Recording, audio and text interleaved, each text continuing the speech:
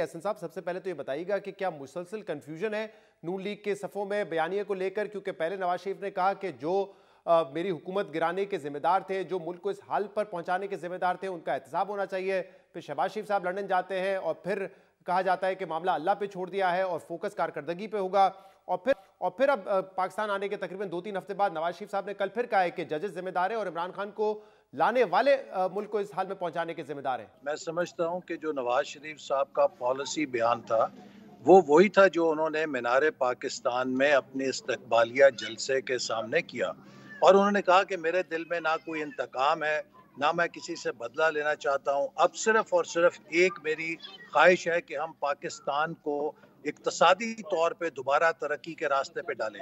जो बातें उन्होंने 2018 के हवाले से की हैं वो जो है वो उसमें कोई शक और शुबा नहीं है। ये वो हमारे तारीख के तल्ख हक़ाइक़ हैं कि जब भी पाकिस्तान की तारीख लिखी जाएगी 2018 की साजिश का जिक्र होगा। और मैं आपको कहना चाहता हूं कि आने वाला वक्त जूं जूं गुजरेगा आप देखिएगा कि 2018 की तारीख हमें किसी भी लिहाज से 1971 के हादसे से कम नहीं पड़ी। पाकिस्तान का वो मुआशी मुस्तकबिल जिसे 2013 से 17 तक बड़ी मेहनत के साथ तैयार किया गया था। दुनिया में कौमों की मुआशी बहाली में सबसे इम्पोर्टेंट चीज सेंटिमेंट होती है, कॉन्फिडेंस होता है जो आप पैदा करते हैं मार्केट्स के अंदर।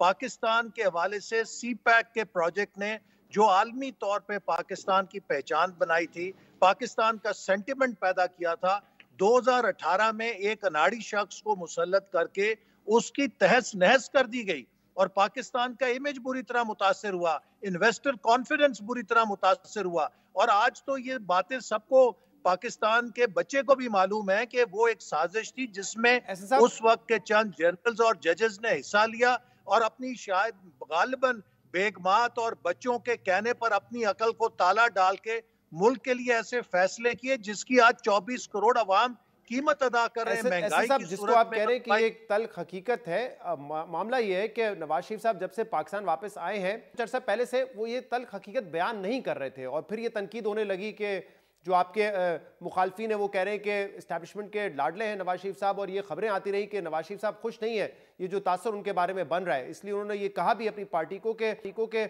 हमें एक अपने बयानी को रीशेप करना पड़ेगा। तो क्या ये वजह है कि वो जो तल्ख हकीकत जिसकी आप बात करें उसको दोबारा दोहराना शुरू किया उन्होंने?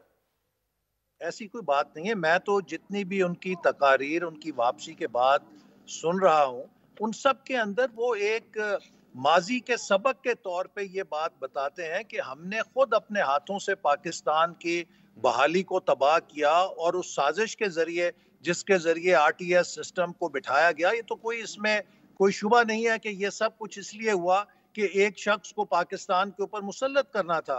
तो ये बात तो वो बराबर तकरार से करते आए हैं और ये बात होती रहेगी पाकिस्तान में। और जब तक के पाकिस्तान बात की हद तक बात होगी, बात की हद तक बात होगी, या फिर वो चाहते हैं कि इनका एहतसाब होना जरूरी है तभी मुल्क आगे बढ़ेगा?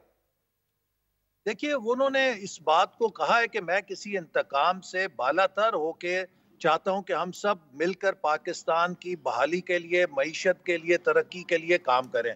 और ये बात मैं आपके प्रोग्राम में भी पहले कह चुका हूं। मेरी जाती राय में शायद किसी ना किसी मौके के ऊपर हमें ट्रूथ एंड रिकंसिलिएशन कमीशन बनाना चाहिए जहां पर हर कोई अपने माजी की गलतियों का इतराफ करे और इरादा करे कि वो आइंदा ऐसा नहीं करेगा। लेकिन मेरे ख्याल में हम एक ऐसे पॉइंट पे पहुंच चुके हैं कि जहां पर सियासतदानों ने, अदलिया ने और इस्टेब्लिशमेंट ने अपने अपने माजी से सबक सीखा है, जिसकी निशानी ये है कि पाकिस्तान की इस्टेब्लिशमेंट भी ये इकरार कर चुकी है कि उसने फैसला किया है कि आइंदा वो सियासत में मुदाखलत नहीं करेंगे।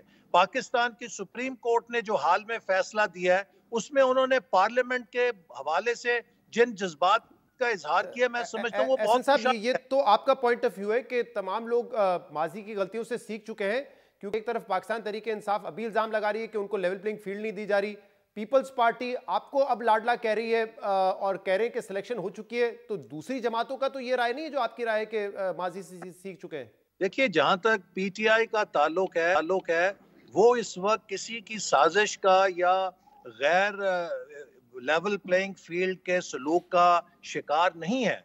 वो अपने ही फैसलों की सजा भुगत रहे हैं। मुझे आप बताइए किस अक्लमंद ने उन्हें कहा था?